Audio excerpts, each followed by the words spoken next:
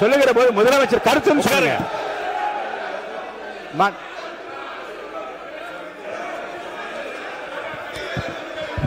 உட்காருங்க உட்காருங்க. நீங்க இருக்க, நீங்க எங்க வரீங்க? நீங்க போங்க உள்ள இடத்துக்கு, நீங்க போங்க. சில நேரம் சட்டமன்றத்துக்கு வந்திருக்கமா இல்ல சூப்பர் சிங்கர் நிகழ்ச்சிக்கு வந்திருக்கமா அப்படின்னு சந்தேகப்படுற அளவுக்கு இங்கே பாட்டு நிகழ்ச்சிகள்லாம் நடந்து கொண்டிருக்கிறது. தயவு செய்து அவர் தொடர்ந்து பார்க்க வேண்டும், அது மீது அவர் ஆக்ஷன் எடுக்க வேண்டும். எதற்காக பயப்படுறீங்க? எதற்காக காலம் தாழ்த்துறீங்க? இதையே 3 மாசமா சொல்லிட்டு இருக்கிறீங்க. உறுதியாக சொல்றோம், நீங்க 25 வருஷத்துக்கு மேல ஆட்சியில் இருந்தீங்க. ஏன் தைரியம் இருந்தா லைவ் போடல? நீங்க இது வரைக்கும் உங்ககிட்ட நேர்மையான வெளிப்படை தன்மையான சட்டமன்றத்தை நடத்தக்கூடிய தைரியம் திமுக இது வரைக்கும் இருந்தது இல்லை. இந்த உருட்டல் மிரட்டலுக்கெல்லாம் திராவிட முன்னேற்ற கழக உறுப்பினர்கள், மாண்புமிகு எதிர்க்கட்சி தலைவர் அவர்கள் காட்டுன்றாரு. அவருடைய கோரிக்கையை கட்டாயமாக முதல்வர் நிறைவேற்றுவார் என்பதையும் கூறிக்கொள்கிறேன். 2 வார்த்தை மட்டும் கோரிக்கை. அவர் எல்லாத்தையும் ஆக்கப்பூர்வமா விமர்சிக்கலாம். அதுல ஒரு தனியார் நிகழ்ச்சி பேரை சொன்னாரு. அது பாட்டு பாடுவது இந்த மரபுக்கு புதுசு கிடையாது. விதவிதமாய் வித்தியாசமாய் பயங்கரமா பாட்டு பாடினவங்க தான் அந்த பக்கம் ஃபுல்லா உட்கார்ந்து இருக்கிறாங்க. நாங்க செய்யவில்லை அப்படின்னு சொன்னாங்க. சட்டமன்ற வரலாற்றிலே முதன்முறையாக நேரலை செஞ்சது திராவிட மாடல் அரசு, எங்களுடைய தலைவர் அவர்கள் தான். ஜோசியம்னு சொன்னாரு. ஜோசியம் பார்த்து மஞ்சள் துண்டு போட்டதெல்லாம் ஆல்ரெடி தமிழ்நாட பாத்துருச்சு. கேள்வி கேட்டா நாங்களே ஆச்சரியப்படுறவர்களுக்கு, நாங்களே அதிசயப்படுற அளவுக்கு நீங்க ஒரு பதில சொல்றீங்கிறது இதுதான் நான் சொன்னேன்.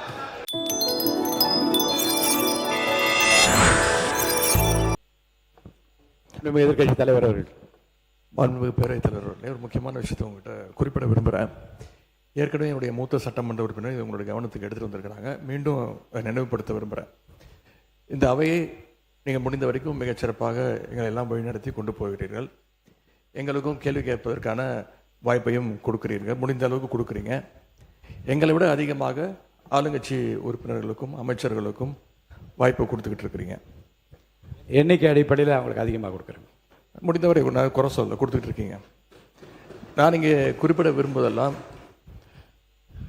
ஆளுங்கட்சியை சேர்ந்த உறுப்பினர்கள், அமைச்சர் பெருமக்கள் எங்களுக்கு பதில் சொல்லும்போது ஆதாரம் இல்லாமல் பல குற்றச்சாட்டுகளை வைக்கிறாங்க. ஆனால் நீங்கள் அதையெல்லாம் அவை குறிப்பிலிருந்து சரியாக நீக்கிடுறீங்க. இன்னும் சொல்ல போனால் சட்டமன்ற வரலாற்றிலே இதுதான் முதல் முறையாக எதிர்க்கட்சி உறுப்பினர்கள் பேசுவதை விட ஆளுங்கட்சி உறுப்பினர்கள், அமைச்சர் பெருமக்கள் பேசுவதையெல்லாம் நீங்கள் தான் முதலாக அவை குறிப்பிலிருந்து நிறைய எடுத்திருக்கிறீங்க. அந்த வரலாறு நீங்கள் படைச்சிருக்கிறீங்க. அதற்கு எங்களுடைய வாழ்த்துக்களை தெரிவிச்சுக்கிறோம். இப்போ இந்த அவை நிகழ்ச்சியெல்லாம் நீங்கள் லைவில் எல்லாமே போயிட்டு இருக்கு. கேள்விகள் நாங்கள் கேட்டால் நாங்களே ஆச்சரியப்படுற அளவுக்கு, அதிசயப்படுற அளவுக்கு பதில்களையும் கொடுக்குறாங்க. கேள்வி கேட்டால் பதில் சொல்லலாம். இப்போ பாட்டெல்லாம் வேற பாட ஆரம்பிச்சிட்டிங்க. எங்களுக்கே சில நேரம் சட்டமன்றத்துக்கு வந்திருக்கமா இல்லை சூப்பர் சிங்கர் நிகழ்ச்சிக்கு வந்திருக்கமா அப்படின்னு சந்தேகப்படுற அளவுக்கு இங்கே பாட்டு நிகழ்ச்சிகள்லாம் நடந்து கொண்டிருக்கிறது. நீங்கள் அவை குறிப்பிலேருந்து நீக்கிடுறீங்க. ஆனால் இதெல்லாம் நேரடி தொலைக்காட்சியில் போகும்போது இதெல்லாம் யூடியூப் சேனல்லையும் சோஷியல் மீடியாலையும் ரீல்ஸாக கட் செய்யப்பட்டு அதிகமாக ஷேர் செய்யப்படுகிறது. அதன் பிறகு நீங்கள் இதில் நீக்குவதிலே அர்த்தம் இல்லாமல் போய்விடுது. எனவே இதை மீண்டும் உங்களுடைய கவனத்திற்கு நான் கொண்டு வர விரும்புகிறேன். அதே மாதிரி இன்னொரு விஷயம், நேற்று முன்தினம் இந்த பேரவையில் பேசின நம்முடைய முதலமைச்சர் அவர்கள் தன்னுடைய டேபிளில் 3 ஃபைல்ஸ் இருப்பதாகவும், அந்த ஃபைல்ஸை அவர் திறந்து பார்க்க வச்சிடாதீங்க அப்படிங்கிற தோணியில் எங்களுடைய அரசை குற்றஞ்சாட்டுகின்ற வகையில் குறிப்பிட்டு பேசியிருக்கிறாரு. அந்த ஃபைல்ஸை நாங்கள் கேட்டுக்கொள்வது, தயவு செய்து அவர் திறந்து பார்க்க வேண்டும், அது மீது அவர் ஆக்ஷன் எடுக்க வேண்டும். எதற்காக பயப்படுறீங்க? எதற்காக காலம் தாழ்த்துறீங்க? இதையே 3 மாசமா சொல்லிட்டு இருக்கிறீங்க. ஜோசியக்கார சொன்னாதான் அந்த ஃபைல் திறந்து பார்ப்பீங்களா? நல்ல நேரம் அதை பார்த்துட்டு இருக்கீங்களா? பொதுப்பணித்துறை அமைச்சர் சொல்லுங்க. மாண்புமிகு பேரவைத் தலைவர்களே, நம்மளுடைய மூத்த உறுப்பினர் ஃபர்ஸ்ட் 2 நாளுக்கு முன்னாடி சொன்னாரு, நாங்கள் முதலமைச்சர் சொல்லும் போது நாங்கள் மிசாவையே பார்த்த இயக்கம்னு. நீங்க மிசாவையே பார்த்த இயக்கம் தான். ஆனால் மிசாவையே பார்த்த திமுக இயக்கத்தை தனி பெரும் கட்சியாக எங்களோட தலைவர் வெற்றி பெற்று இந்த தேர்தலில் தாவேக்கான என்னன்னு காமிச்சிருக்கோம். அதனால எங்களுக்கு எந்த பயமும் கிடையாது. எந்த பயம் கிடையாது. ஒவ்வொரு தலையிலும், முக்கியமாக நெடுஞ்சாலை துறையிலும் சரி, முக்கியமாக பொதுப்பணியில் சரி, வெள்ளை வேறிக்கை வெளியிட்டு முதலமைச்சருடைய அலுவலகத்தில் அந்த ஃபைல் இருக்கு. கண்டிப்பாக ஆதாரத்துடன் சட்டப்படியான நடவடிக்கை எடுக்கப்படுங்கிறத முதலமைச்சர் சொல்ல வந்தது. இதை யாரும் அவர் சொன்ன அர்த்தம் அவர் சொன்ன அர்த்தம் அன்னைக்கு அவைக்கு அவர் வரல, அது அவருடைய ப்ராப்ளம். அது அவைக்கு வராத பொழுது அவர் சொன்னாரு, மாண்புமிகு கொறடா சொன்னாரு, ஆதாரம் இருக்கா ஆதாரம் இருக்கா ஆதாரம் இருக்கும்போது நிதித்துறை அமைச்சர் பார்க்கும் பொழுது அவர் கேட்கும் பொழுது எங்க கிட்ட ஆதாரம் இருக்கு, அதை தகுந்த நேரத்தில் சட்டப்படியான நடவடிக்கை எடுக்கப்படும் சொன்னாருங்கிறத பதிவு பண்றேன். ஏன்னா அவர் எதிர்க்கட்சி தலைவர் அன்னைக்கு வரல, அவர் அதனாலதான் பதிவு பண்ண. அதுக்கப்புறம் அவர் சொல்றாரு, போன 5 வருஷம் இவங்க என்ன ரீல்ஸ் விட்டாங்க, என்ன பாட்டு பண்ணாங்க, பாராளுமன்றத்திலே பதவி ஏற்கும் பொழுது எங்களுடைய எந்த கட்சி தலைவரும் எந்த கட்சி தலைவரையும் பத்தி உறுதிமொழி எடுக்கல, அவரை பத்தி பேசிதான் உறுதிமொழி எடுத்தாங்க. பாராளுமன்றத்திலேயே தமிழ்நாட்டுடைய புகழ் பெரியாரை பத்தியோ அண்ணாவை பத்தியோ பேசல. ஒவ்வொரு எம்பியும் போய் யாரை பத்தி பதவி பிரமாணம் பண்ணாங்கிறது மக்களுக்கு தெரியும். இந்த அவை உறுதியாக சொல்றோம், நீங்க 25 வருஷத்துக்கு மேல ஆட்சியில் இருந்தீங்க, ஏன் தைரியம் இருந்தா லைவ் போடல? நீங்க இது வரைக்கும் உங்ககிட்ட நேர்மையான வெளிப்படை தன்மையான சட்டமன்றத்தை நடத்தக்கூடிய தைரியம் திமுக இது வரைக்கும் இருந்தது இல்லை. முதல் முறையாக தமிழ்நாட்டு வரலாற்றிலேயே தமிழ்நாட்டுடைய மக்களாட்சியை நிலைநாட்டி ஜனநாயகத்தை நிலைநாட்டி நாங்கள் தவறு செய்தால் நீங்கள் சொல்லுங்கள் சொல்லக்கூடிய சபாநாயகியும் ஒரு ஆட்சியும் எங்களுடைய முதலமைச்சர் மக்களுடைய ஜனநாயகத்தை காப்பாற்றுவதற்காக லைவா மக்கள் முன்னாடி தெரியுமா விட்டுருக்கார். அதை நாங்கள் பதிவு பண்றோம். ஏன் நீங்க ஏன் லைவ் இல்ல? நீங்க ஏன் லைவ் இல்ல? 2021 உங்களுடைய தேர்தல் அறிக்கை என்ன இருந்துச்சு? 2021 திமுகவுடைய தேர்தல் அறிக்கையில் சட்டமன்றத்தை லைவ்ல கொண்டு வரணும் சொன்னீங்களே, ஏன் செய்யல? மாண்பு நீர்வளத்துறை அமைச்சர், மாண்பு பேரவைத் தலைவர் அவர்களே, கொஞ்சம் சொல்லிட்டோம், ஜோசியர் என்ற வார்த்தையை நீக்கும்படி கேட்டுக்கொள்கிறேன். அதுக்கு அடுத்தபடியாக நேற்று மார்க்கெட்டில் ஒரு 70 வயசு முதியவர் சொன்ன ஒரு வார்த்தை என்னான்னு பார்த்தீங்கன்னா, இப்போல்லாம் நாங்கள் சீரியல்லாம் பார்க்கறதில்ல, லைவை அசம்பிளியில் சட்டசபையில் என்ன நடக்குதுன்றத நான் என் மனைவி என் பேத்தி முதல் கொண்டு அதை நாங்கள் காலேஜ் முடிச்சுட்டு வந்தால் கூட நாங்கள் இதை பார்த்துன்னு இருக்கிறோம். உண்மையாகவே ரொம்ப சந்தோஷமாக இருக்குது, நிம்மதியாக இருக்கிறோம். எங்களுக்கு எல்லாம் இருந்த பயம் எல்லாம் போய் இன்னைக்கு எதுவாக இருந்தாலும் எங்களுக்குன்னு ஒரு புள்ள இருக்கிறாரு நம்மளுடைய முதலமைச்சர்ன்றத அவர் அந்த பெரியவர் சொன்னார். இது உண்மை சம்பவம். இதை நான் மாண்பு பேரவைத் தலைவர்களே, இவர்கிட்ட நான் அமைச்சர்கிட்ட காலையில் வந்த உடனே நான் இதை சொன்னேன். ஆனால் திடீர் என்று எதிர்கட்சி தலைவர் இப்படி பேசினார். லைவை உண்மையாகவே தமிழ்நாடுல முதல்ல தைரியமாக எங்கள் தலைவர் தான் லைவ் அனுமதித்திருக்கிறார் என்பது இந்த நேரத்தில் தெரிஞ்சு. எதிர்கட்சி தலைவர் அவர்கள் பேசுகிற போது சூப்பர் சிங்கர் ஆகிவிட்டது எனக்கு இந்த சட்டசபை என்று சொல்வது கொஞ்சம் நீங்கள், ஏன்னா கருத்துக்களை சொல்லுகிற போது பாட்டு பாட விரும்புகின்றவர்கள் அந்த கருத்தை ஒட்டி பாடுவதில் எந்த தவறு இருப்பதாக தெரியவில்லை. அது சூப்பர் சிங்கர் என்கிற அந்த வார்த்தை அவசியமா என்று. இன்னொன்று, மாண்புமிகு உட்காருங்களேன், உட்காந்துக்கோங்க. மாண்புமிகு முதலமைச்சரை பற்றி நீங்கள் சொல்லுகிற போது ஜோசியக்காரரை கேட்டு செய்கிறார் என்று கேட்கின்றீர்கள். ஏனென்றால் மாண்புமிகு முதலமைச்சர் அவர்களை பொறுத்த வரைக்கும் ஏற்கனவே பதிவு செய்யப்பட்டிருக்கிறது, எத்தனை மணிக்கு வருகிறார், எவ்வளவு நேரம் பணிபுரிகிறார், எப்படி கோப்புகளை பார்க்கிறார் என்றாலும் மாண்பு அமைச்சர் பெருமக்கள் ஏற்கனவே பதில் சொல்லியிருக்கிறார்கள். இதில் நீங்கள் யாரை அவர் கன்சல்ட் செய்கிறார் என்றால், யாரையும் கன்சல்ட் செய்யாமலே சுயமாகவே தன்னுடைய அறிவாற்றலால் முடிவெடுக்கிற திறமை அவருக்கு இருக்கிறது என்பதை 3 மாத காலத்தில் எல்லாரும் பார்த்து கொண்டிருக்கிறார்கள். இன்னொன்று, கோப்புகளிடம் தயாராக இருக்கிறது என்றால் அவருடைய ஆய்வில் இருக்கிறது என்று அர்த்தம்.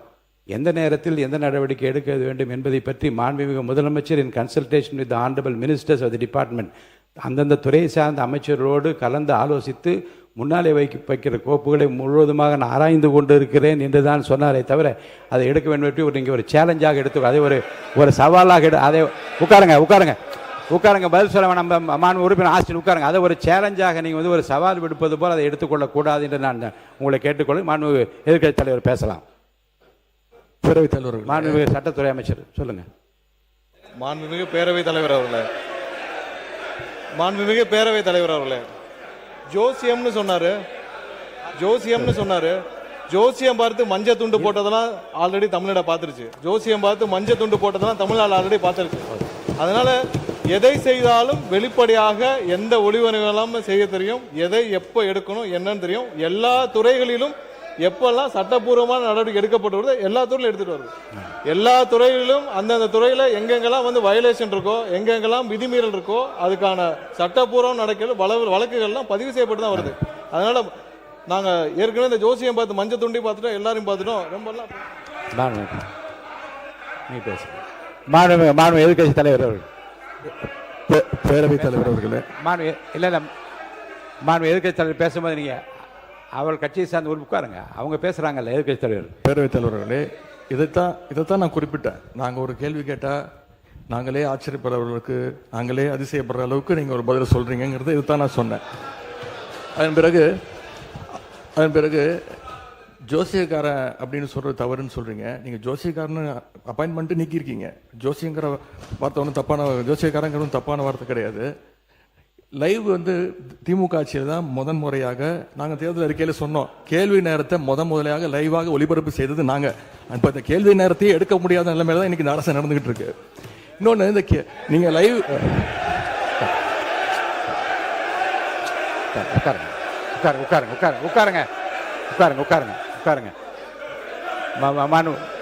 உட்காருங்க. நீங்க மாண்பு எதிர்க்கட்சி தலைவர் வந்து கேள்வி நேரத்தை எடுக்க முடியாத நிலைமை இந்த அரசு இருக்கு என்பதை நான் வந்து அதை ஏற்றுக்கொள்ள முடியாது. என்றால் ஏற்கனவே வந்து நடக்கின்ற எல்லாவற்றையும் வெளியரங்கமாக உங்களுக்கு தெரியும். எத்தனை கேள்வி அனுப்பியிருக்கிறோம், எத்தனை பதில் வந்திருக்கிறது.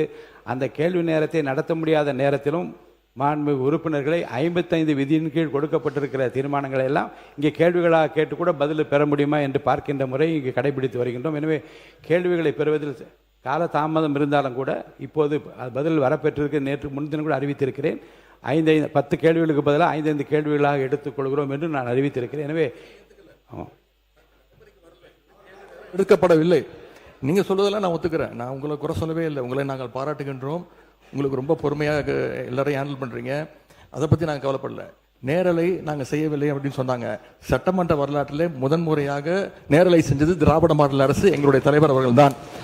கேள்வி நேரம் ஒவ்வொரு நாளும் 1.5 மணி நேரம் 10 கேள்விகள் எடுக்கப்பட்டு அனைத்து எதிர்க்கட்சி தலைவர், அப்போ இருந்த அண்ணா திராவிட முன்னேற்ற கழக உறுப்பினர் அத்தனை பேருக்கும் வாய்ப்பு கொடுத்தது எங்களுடைய தலைவர். அது லைவ் செய்யப்பட்டது. இப்போ நீங்க எல்லா நிகழ்ச்சியும் லைவ் பண்றீங்க. இந்த பிரச்சனையை தான் உங்ககிட்ட சொல்றேன். லைவ் பண்றதுனால என்னென்ன பிரச்சனைகள் வருது என்பதை உங்களோட கவனத்துக்கு கொண்டு வரேன். நீங்க அவை குறிப்பில் நீக்கிறேன் நீங்க நீக்கிட்டே இருக்கீங்க.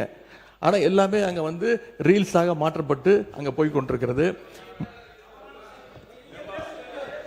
ஏற்கனவே மாண்பு எதிர்க்கட்சி தலைவர்கள் இது குறித்து வெளியில இருக்கக்கூடிய நீங்க என்ன உங்க தலைவை கட்டுப்படுறீங்களா? நீங்க பிடிக்கிறீங்க? நீங்க எதுக்கு பேசுறீங்க? நீங்க ஏன் பேசுறீங்க? நீங்க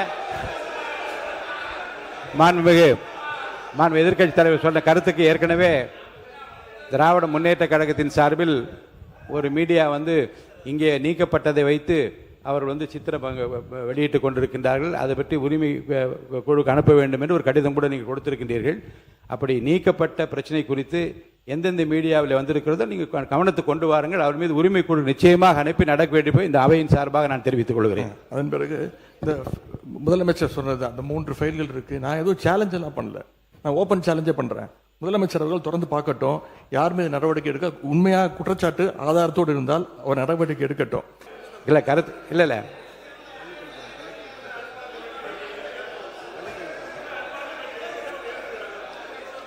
மாண்புமிகு பள்ளிக்கல்வித்துறை அமைச்சர். மாண்புமிகு பேரவை தலைவர் அவர்களே, முதல்ல உட்காருங்க. இந்த கேமரா டீம் அவன் சைடு கொஞ்சம் காட்டுங்க. ஏங்க மாண்புமிகு இருங்க. இல்லங்க ஆனரபிள் ஸ்பீக்கர் மூலமா ரெக்வெஸ்ட் இந்த கேமரா டீம் அந்த சைடு கொஞ்சம் காட்டுங்க. மாண்புமிகு முதலமைச்சர் கருத்து என்ன சொல்றாங்க? அத நீங்க சினிமா நடிப்பது போல பஞ்ச் டயலாக்னா எப்படி எழுந்திருக்காம இருப்பாங்க? அப்புறம் தயவுசெய்து சொல்றேன், நீங்க சொல்லுகிற போது முதலமைச்சர் கருத்துன்னு சொல்லுங்க.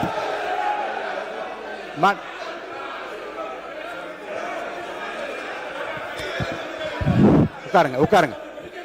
நீங்க இருக்க, நீங்க எங்க வரீங்க? நீங்க இங்க போங்க, உள்ள இடத்துக்கு நீங்க போங்க. பதில் நீங்க போங்க. முதல்ல மாண்பு உறுப்பினர் கொஞ்சம் அமருங்க. எல்லாம் அமருங்க. இல்ல அமருங்க. இருங்க. நீங்க அமருங்க. அமருங்க. எல்லாம் அமருங்க.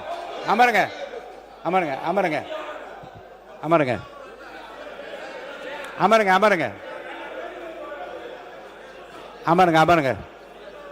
மாண்பு உறுப்பினர் கொஞ்சம் அமைதியா இருங்க. வாய்ப்பு தரேன். உட்காருங்க. மாண்புமிகு எல்லாம் உட்காருங்க, எல்லாம் உட்காருங்க. நான் அவங்கள தான் பேச அனுமதிக்க போறேன். உட்காருங்க, உட்காருங்கன்னு சொல்றேன். உட்காருங்க, உட்காருங்க, உட்காருங்க, உட்காருங்க. முடிங்க, நீங்க பேசி முடிக்கட்டும், முடிக்கட்டும். நீங்க பதில் சொல்லலாம். உங்களுக்கு நான் பதில் சொல்ல அனுமதிக்கிறேன். உட்காருங்க. பேரவைத் தலைவர் வாயிலாக நான் கேட்டுக்கொள்வது, தயவு செய்து இந்த ஃபைல்ஸ் எல்லாம் சீக்கிரம் பிரிச்சு பாருங்க. ஏதாவது குற்றச்சாட்டு இருந்தா, அதில் ஆதாரம் இருந்தா, யாராக இருந்தாலும் அவர் மீது நடவடிக்கை எடுங்க. இந்த உருட்டல் மிரட்டலுக்கெல்லாம் திராவிட முன்னேற்ற கழக உறுப்பினர்கள் பயப்படுவதற்கான எங்களுக்கு தேவை கிடையாது. மாண்புமிகு உறுப்பினர்கள், இந்த சினிமா போல பஞ்ச் டயலாக் என்பதெல்லாம் அவைக்குழு நீக்கப்படுகிறது. கருத்துக்கு பள்ளிக்கூடத்து அமைச்சர் பதில் சொல்லலாம். இப்போ மாண்புமிகு பேரவைத் தலைவர் அவர்களே, தமிழ்நாடு சட்டமன்றத்தில் நடக்கக்கூடியதெல்லாம் மக்களுக்கு தெரியணும். என்னென்ன யார் யாரு தொகுதி சார்ந்த பிரச்சனைகள் கேட்கறாங்க, அதுக்கு பதில் சொல்லணும் தான் நேரலை தரும். நான் உங்க மூலமா ஒரு கோரிக்கை வைக்கிறேன். பேசுங்க. உங்க மூலமா ஒரு கோரிக்கை வைக்கிறேன். முதல் கோரிக்கை என்னன்னா, நம்மளுடைய கேமரா டீம் வந்து இந்த எதிர்க்கட்சி வரிசை வந்து தொடர்ச்சியா அப்படி கமெண்ட் அடிக்கிறது, உரிமையில பேசுறது, லாஸ்ட் பெஞ்ச்ல இருந்தா டாக்டர் குடுகுடுன்னு ஏஞ்சி இங்க நடுவில் ஓடி வர்றது, இதையும் சேர்த்து ஸ்பிளிட் ஸ்கிரீன்ல காட்டுங்க. இரண்டாவது, மதிப்பிற்குரிய எதிர்க்கட்சி தலைவர் அவர்கள் பேசுகிற போது லைவை பத்தி சொன்னார். உண்மைதான், அவங்க வந்து நேரலையை வந்து கடந்த ஆட்சியில மதிப்பிற்குரிய முன்னாள் முதல்வர் அண்ணா மு.க. ஸ்டாலின் ஆட்சியில அதை தொடர்ந்தாங்க. ஆனா ஒரு நேரலை என்பது வெறும் ஆளுங்கட்சிக்கு சாதகமா இல்லாம முதல் முறை ஆட்சி நேரலை மட்டுமல்ல, முழுமையான நேரலை என்பது வெற்றி தலைவருடைய ஆட்சியில தான் தொடர்ந்து கொடுத்துக்கிட்டு இருக்கோம். மதிப்பிற்குரிய பேரவை தலைவர் அவர்கள் நெற்றிக்கண் திறப்பினும் குற்றம் குற்றமேனு நடுநிலையோடு ஒரு கட்சி இரு கட்சி இல்லாமல் அனைத்து கட்சி உறுப்பினர்களினுடைய குரலும், இந்த குரலற்றவர்களின் குரலாக இருக்கக்கூடிய அனைத்து கட்சிகளினுடைய குரலும் பதிவாக வேண்டும் என்பதற்காக தான் சிறப்பாக செயல்பட்டு இருக்கீங்க. அதுல ஏதோ ஆளுங்கட்சி பேசுவதை மட்டும் நீங்க வந்து அதிகமாக அவை குறிப்பிலிருந்து நீக்கிறது போல ஒரு தோற்றத்தை, ஒரு தோற்ற மயக்கத்தை நம்ம உருவாக்கிட கூடாது. யாரு எந்த கட்சியை சார்ந்தவர்கள் மரபு மீறி எந்த வார்த்தை சொன்னாலும் நீக்கக்கூடிய நடுநிலையான சபாநாயகர் இந்த மாமன்றத்துக்கு கிடைத்திருக்கிறது என்பதை நான் சுட்டிக்காட்டுகிறேன். இன்னொரு விஷயத்தை நினைவு கூற விரும்புறேன். மதிப்பிற்குரிய பேரவைத் தலைவர் சேம்பர்ல ஒரு முறை ஒரு முக்கியமான கேள்வி வந்தது. நாங்க அதை கேட்டு அதிர்ச்சி அடைஞ்சோம். என்னன்னா, கடந்த 2 ஆண்டு காலமாக இந்த நேரலைய அரசுக்கு சொந்தமான ஆல் இந்தியா ரேடியோலே கொடுக்காம நிறுத்தி வைத்ததாகவும், நீங்க கொடுப்பீங்களான்னு வந்து மதிப்பிற்குரிய பேரவைத் தலைவர் கிட்ட நான் இருக்கும்போது கேட்டாங்க. இதை குறித்து கலந்து ஆலோசித்து தொலைக்காட்சி மட்டும் கிடையாது, வானொலியிலையும் நேரலை போட்டு குக்கிராமத்தில் இருக்கவங்களை கேட்கட்டும் முடிவெடுத்த சபாநாயகர் நீங்க. இந்த நேரத்தில் அதற்காக உங்களுக்கு நான் நன்றியும் சொல்லிக்கிறேன். அதன் பிறகு எங்களுடைய மாண்புமிகு தமிழ்நாடு முதலமைச்சர் எப்போதும் எதுவாக இருந்தாலும் ஒரு சின்ன செய்தி, அது வந்து ஒரு விஷயம் வந்து வந்தா கூட பள்ளிக்கல்வித்துறை சார்பாக உடனே தொலைபேசியில் அழைத்து அது குறித்து கடுமையான நடவடிக்கை எடுக்க சொல்லுவார். இந்த மாமன்றத்தில் ஆல்ரெடி அந்த ஃபைல்ஸ் இருக்கிறதே ஒரு சுட்டி காமிச்சார். அந்த இஷ்யூவே நான் தான் ஏஞ்சி சொன்ன, அவர் ஆதாரத்தை எடுத்துட போறாரு அப்படின்னு. இந்த நேரத்தில் அவர் சாதாரணமா இருந்தாலே அதெல்லாம் பண்ணாத போறாரு. மாண்புமிகு எதிர்க்கட்சி தலைவர் அவர்கள் காட்டுன்றாரு. அவருடைய கோரிக்கையை கட்டாயமாக முதல்வர் நிறைவேற்றுவார் என்பதையும் கூறிக்கொள்கிறேன். 2 வார்த்தை மட்டும் கோரிக்கை. அவர் எல்லாத்தையும் ஆக்கப்பூர்வமா விமர்சிக்கலாம். அதுல வந்து ஒரு தனியார் நிகழ்ச்சி பேரை சொன்னாரு. அது பாட்டு பாடுவது இந்த மரபுக்கு புதுசு கிடையாது. விதவிதமாய் வித்தியாசமாய் பயங்கரமா பாட்டு பாடினவங்க தான் அந்த பக்கம் ஃபுல்லா உட்கார்ந்து இருக்கிறாங்க. அதெல்லாம் அந்த தனியார் நிகழ்ச்சியினுடைய பேரையும் நம்ம வந்து நீக்கிடலாம். இவரை தான் நியமிக்கணும், இவரை நியமிக்க கூடாது. இந்த தொழில் உயர்ந்தது, இந்த தொழில் தாழ்ந்ததுலாம் கிடையாது. இது இன்க்ளூசிவ் கவர்மெண்ட், அனைவருக்கும் அதிகாரம், அனைவருக்குமான ஒரு விஷயம் தான் நேர்மையான முறையில் பை மெரிட்ல போயிட்டே இருக்குது. அதனால ஒரு குறிப்பிட்ட ஒரு விஷயத்தை மட்டும் சுட்டி காட்டுகிற பொழுது அது வந்து ஏற்புடையதல்ல. அது மட்டும் கிடையாது, இந்த சினிமாவில் வரக்கூடிய அந்த பஞ்ச்டேல் அதை கூட நீங்க அவை குறிப்பில் நீக்கிட்டீங்க. அதை போன்ற விஷயங்களை தவிர்த்து கொண்டு ஆக்கப்பூர்வமான கருத்துக்களை, அறிவுபூர்வமான சிந்தனைகளை அதை முன்வைத்து பேசினால் இந்த மாமன்றம் சிறப்பாக செயல்படும். உங்களுக்கு எங்களுடைய அத்தனை பேரின் சார்பில் ஒரு வாழ்த்துக்களையும் தெரிவித்துக் கொள்கிறேன். மிக சிறந்த சபாநாயகர் தமிழ்நாடு அரசியல் வரலாற்றில் இந்த மாமன்றம் கிடைத்திருக்கிறது என்பதை பதிவு செய்கிறேன்.